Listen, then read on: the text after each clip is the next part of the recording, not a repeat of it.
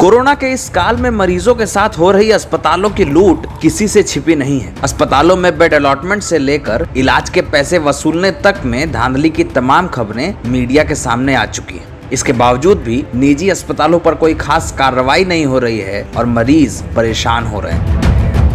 Corona काल में bed की कमी से जूझते मरीजों से पैसे वसूलने के लिए अब नए गिरोह सक्रिय हुए हैं। ऐसे ही एक रैकेट का खुलासा कर्नाटक में बीजेपी के सांसद तेजस्वी सूर्या और स्थानीय विधायकों ने किया है, जो अस्पताल में गंभीर मरीजों को बेड दिलाने के नाम पर उनसे 40,000 से लेकर 1 लाख रुपए तक की वसूली कर रहे थे। कर्नाटक के बीजेपी सांसद तेजस्वी सूर्या और यहाँ के स्थानीय विधायकों ने मिलकर मंगलवार को बीबीएमपी के वॉर रूम में इस रैकेट का खुलासा किया। इस रैकेट के सदस्य पहले अस्पतालों में बेड को एसिम्प्टोमेटिक पेशेंट्स के नाम पर कब्जा कर लेते थे और इसके बाद इन्हें गंभीर मरीजों को भर्ती कराने के लिए 50,000 रुपए तक में बेच दिया जाता था। कई मामलों में 1 लाख रुपए तक की भी उगाही की जाती थी। बीजेपी के नेताओं ने खुद इसकी शिकायत सीएम येदियुरप्पा से की है, जिसके बाद बेंगलुरु के जयनगर थाने में इस संबंध में केस दर्ज कराकर जांच शुरू की गई।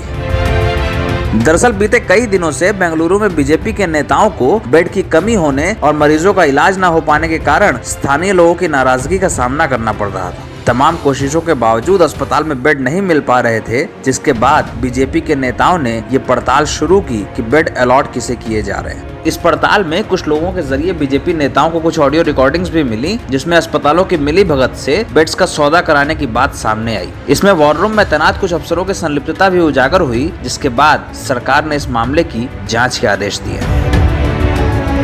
तेजस्वी सूर्या ने इस संबंध में एक प्रेस कॉन्फ्रेंस करते हुए कहा कि हमें बीते 5 दिनों से अपनी जांच करते हुए ये पता चला कि ऐसे करीब 10,000 बेड्स थे जिन्हें मरीजों को दिया गया था। इनमें से अधिकतर बेड एसिम्प्टोमेटिक मरीजों को अलॉट किए गए थे, जिन्हें बाद में गंभीर मरीजों को पैसे लेकर बेचा गया। तेजस्वी सूर्या ने बताया कि एक केस ऐसा था जहाँ पर रैकेट में शामिल बदमाशों ने एक ही मरीज के नाम पर 20 दिन में कुल 12 बेड बुक कराए और इन्हें अलग अलग लोगों को बेच दिया। जब बीजेपी के कार्यकर्ताओं ने इन मरीजों से जानकारी मांगी तो पता चला कि इनमें से कई ऐसे हैं जिन्हें कभी बेड की जरूरत थी ही नहीं और वो होम आइसोलेशन में ठीक हो गए थे। लेकिन खुलासा ये भी हुआ कि इन मरीजों के नाम पर ही अस्पताल में बेड अलॉट कराकर इन्हें 40,000 से 1 लाख रुपए तक में बेचा गया है। इस पूरे मामले में बीबीएमपी के वॉर रूम से लेकर प्राइवेट अस्पतालों के लोगों की संलिप्तता उजागर हुई है। इस संबंध में केस दर्ज कर अब 2 लोगों को गिरफ्तार भी किया गया है। इसके अलावा इस केस की जाँच सीसीबी को सौंप दी गई है।